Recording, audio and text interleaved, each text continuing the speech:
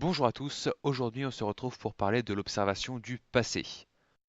Avant toute chose, il faut rappeler qu'observer loin, c'est observer le passé, puisque lorsqu'on observe un astre, on observe plus exactement la lumière qui en provient, et cette lumière met un certain temps à nous parvenir.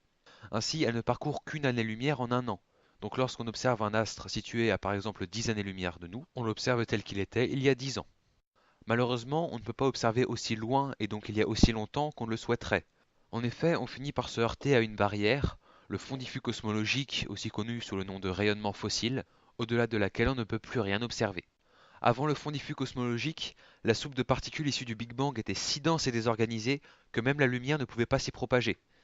C'est pour cela qu'on ne peut obtenir aucune image de cette période très reculée. Observer le Big Bang est le rêve de tout astronome, mais cela paraît malheureusement impossible. En dehors du rayonnement fossile, la plus ancienne galaxie jamais observée est la galaxie GN-Z11, âgée de 13,4 milliards d'années. Elle serait née environ 400 000 ans après le Big Bang, pendant la phase de réionisation. À cette période, l'univers était rempli d'un brouillard d'hydrogène assez dense, et la lumière avait du mal à s'y propager. C'est pour cela qu'il a été difficile d'obtenir une image de la galaxie GN-Z11. La phase de réionisation a fait suite au rayonnement fossile, et s'est étendue de 380 000 ans à 1 million d'années après le Big Bang.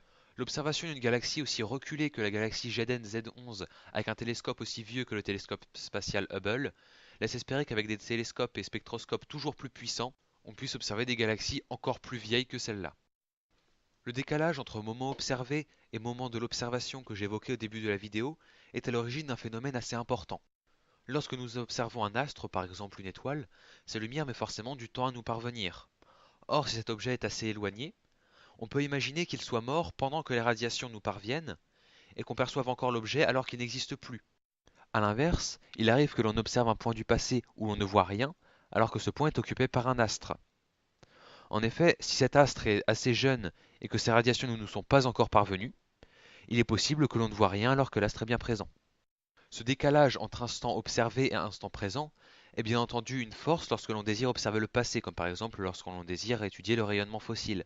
Mais cela peut rapidement devenir un problème lorsque l'on désire étudier ce qui se passe dans le présent ou lorsque l'on désire théoriser l'avenir de l'univers. Voilà, cette vidéo est maintenant terminée. Alors si vous avez des questions, n'hésitez pas à les poser dans les commentaires. Les télescopes plus puissants que j'ai évoqués un peu plus tôt feront bientôt l'objet d'une nouvelle vidéo. Alors si ce sujet vous intéresse, n'hésitez pas à aller voir ces vidéos dès qu'elles sortiront. Si cette vidéo vous a plu, je vous invite à vous abonner à notre chaîne pour découvrir bientôt plus de contenus semblables. Il ne me reste plus qu'à vous dire à bientôt.